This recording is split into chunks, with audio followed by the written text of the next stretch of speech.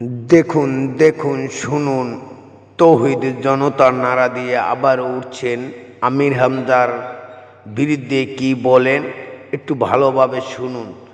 এভাবে যদি বাংলার সকল তৌহিদ জনতা জেগে ওঠেন। আমরা বলতে চাই, ইসলাম বলেছে মানুষ হও। ইসলাম বলেছে, পবিত্র কালামুল্লাহ শরীফের প্রথম অক্ষর বলেছে ইকরা বিসমি রাব্বিকাল্লাযী খলাক, পড়ো তোমার প্রভুর নামে যিনি তোমাকে সৃষ্টি করেছেন।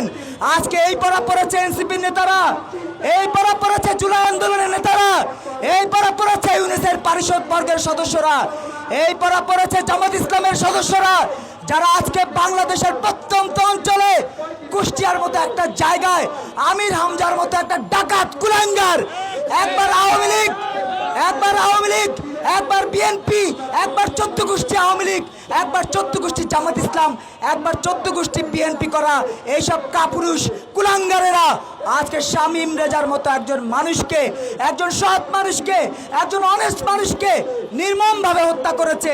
সে হত্যার প্রতিবাদে আজকের এই সমাবেশ থেকে বলতে চাই, আর যদি কোনো তরিকতের, কোনো মারফতের, কোনো আধ্যাত্মিক লাইনের, সুফিবাদীর লাইনের কারো কোনো রকমের হামলার ঘটনা ঘটে, বাংলাদেশের তৌহিদি জনতা আমরা কিন্তু শিখিয়ে দেব তরিকত কাকে বলে, ইসলাম কাকে বলে।